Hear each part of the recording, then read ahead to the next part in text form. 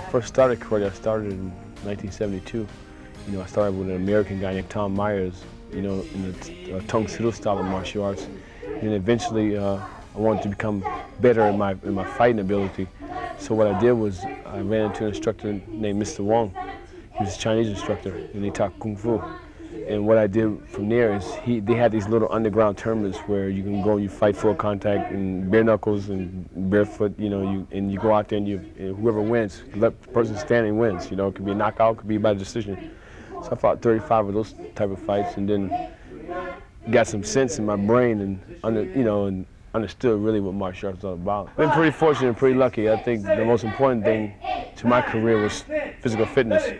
I was in really good shape, and I think if you're in good shape, it'll keep you away from injuries. I won all my fights. You know, the first couple fights that I had, they were with friends. You know, and when I first fought, one guy was a really good friend, and you know, I said, geez, I gotta fight him. You know, and I said, we talked about the fight, and I said, hey, you know, all you'll get is $100, so let's don't go out there and try to kill each other, you know, and he said the same thing. So I went out, and we were goofing around. You know, my daughter, my son, my wife was there at the fights, you know, and I'm goofing around. All of a sudden, this guy kicks me, and I said, oh, this guy was my friend. He kicked me and hurt me, you know, cut me open.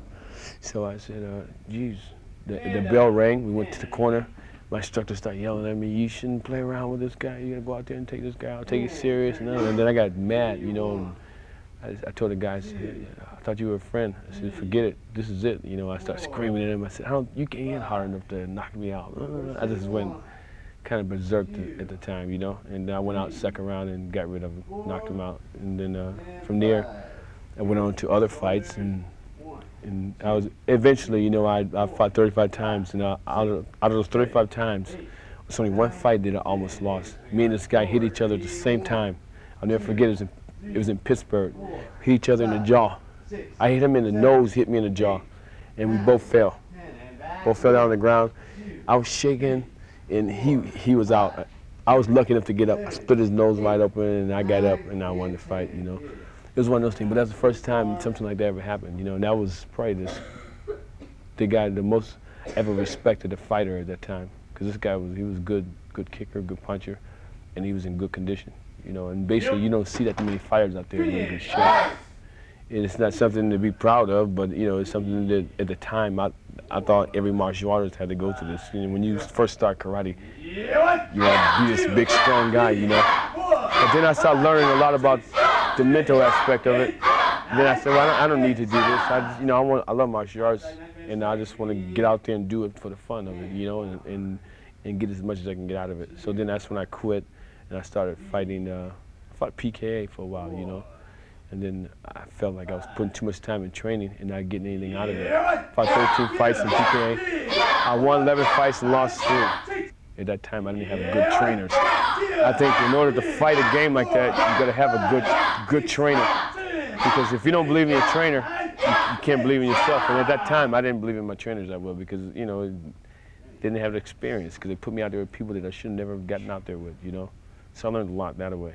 And then I did that 13 times, and I quit, and then ended up doing point karate. I fought for the United States for about 8 years. I tell you, you know, it's been a great experience for me, because I got a chance, you know, in 1978 to go to Africa, you know, just before the apartheid. You know, I went to South Africa, and I was the first black guy who ever defeated a white man, you know, and I defeated South African champion.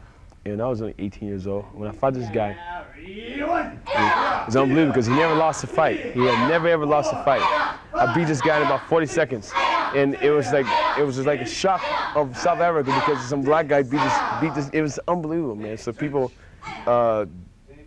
came down out of the stands. The Africans that came down out of the stands, they was just like, God must have sent you here. God must have sent you here, right? Threw me up in the air and stuff like that. And what they did was the government, people from the South African government, came and got me. Took me back to the hotel, because they didn't want me to be around the people. Yeah, I would love to go back, because I think that for the black people, I think I can do a lot, and I think I can do a lot for the white people. It's just that, you know, when you go over there, I don't go over there for any race. I go over there to show that we all can be equal. We all can do this, we all can do that. You know, when I first started karate, you know, I saw Bruce Lee, And then I said, you know, I'd like to become a world champion in karate first. Because without being a world champion, you have no opinion. People won't listen to you, you know? But it seems to be, if you meet the right people in this business, then you can get there, you can get on top. But my goal was, I had a high school education, but I didn't have a college degree, you know, and I didn't want to, I had an opportunity to go to college, but I wanted to go fight for the world title, so I took that instead, you know. And I felt like if I can win a world championship, that'd give me a shot to come out here and maybe become an action star. I wanted to be like Bruce Lee. My goal was to be like Bruce Lee. I wanted to be just as good or better, be able to have the same type of body, same type of kicks, same type of speed. I wanted to be just like him. So I just started working, you know, and I started working and trying to achieve my goals. I used to write things and put them on my refrigerator. And every time I achieved my goal, I put a goal marker up and kept the steps. Like I would make steps until I got to that peak where I wanted to be. And you never get to the peak where you want to be because you got higher goals than that. But yeah, my goals started to come true. You know, I'm sitting here. I talked to my wife all the time. I said, listen, I said, would you ever think I'd be teaching Paula Abdul karate? Would you ever think I'd be teaching Connie Selica how to train? And Catherine, but I'm teaching these big movie stars I used to watch on television and say, man, that's a beautiful lady. I wish I could. I like her. You know what I mean? But now I'm teaching them all karate. You know, I'm out here and I'm doing the same thing that they're doing. And then, you know, I say to myself and I say to my students, I said, who would ever think that you would see me on a movie screen? I said, now I'm throwing kicks and punches on the movie screen like Bruce Lee.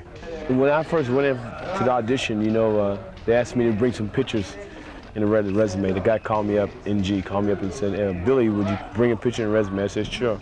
So I went down to the office.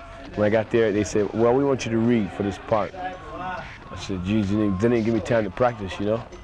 So I said, okay. So they gave me the script. I went outside and I read it for maybe 10 minutes. Give me 10 minutes to read my part. Went inside the office, read, and he says, okay, let me see what you can do. So I did some kicks. I had a pair of Levi jeans on. I said, well, I can't kick in this stuff, you know? He says, I don't care, let me see what you can do. So I did. I threw some high kicks, was working out with Lauren. Threw some high kicks over Lauren's head, jump spin kicks, stuff like that. And then the guy said, wow, I like this guy. They went home. They said, call me a couple of days. They called me right after I got home and said, will I take the part? I said, yes.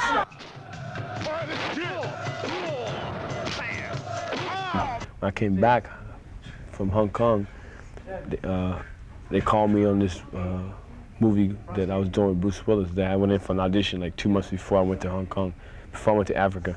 And they said, I'd like to have you come back in for a reading. So I went in and I read in front of Tony Scott and Joan Silvers. And they said, well, we'll call you in a couple of days. And the next day, they called me and said I had the part, you know, and that was the best thing that could ever happen to me because it's no karate, it's all acting. I get a chance to really show people that I can act a little, and then maybe eventually I'll get that dream, you know. My dream is to become the first black superstar in the martial arts world, you know, because it hasn't been, I know it has been superstars in martial arts, but not on the movie screen. I want to be like Bruce Lee. I want to be internationally known, not just throughout the black people, but throughout everybody. And I like to be able to do the things that John Claude and this new guy, Speakman, Jeff Speakman, things that these guys are doing, you know, because it hasn't been anybody yet that can do that outside of Jim Kelly. Jim Kelly was a great martial artist, but I think I'm better. I think I'm better, and I think I have a lot more to offer, you know, not just to the film world, but to kids. My goal is I want to be like Martin Luther King, you know. In order to be like that, you got to do things like the movies, be able to create an image on the screen that people can listen, they'll listen to, you know, when you go out and you say, when you talk to kids. And I think that's what kids need right now. You got to give them a great understanding about how to make it and how to be successful in life. And the only way you're going to be able to do that is you have to go through the things that you've been through. You know, the things that I've been through, I know it's hard, you know, and you got to let kids know that life is a test, nothing but a test, until you get to that point where you think that you want to, you know, where you are, you want to go, you know. And I think once you have them realize that and they understand that, then I think they can go forward in life. And I think the most important thing is discipline and sacrificing. If you're willing to sacrifice your life to become successful, then you can be successful, you know. So that's the thing that I would offer them, you know, and say, hey, don't give up, because I'm a proven point. I came from a family of 15 brothers and sisters. You know, I knew what it is to sleep in a bed with 3 or 4 brothers, you know. I know what it is to screw up for food. I know what it is to suffer, you know, and I think it was time through my karate career that I wanted to quit, but I just left it as a block. thought it was the guy upstairs telling me, well, before you get there, I want to see if you have discipline. And I try to show myself and him that I have the discipline.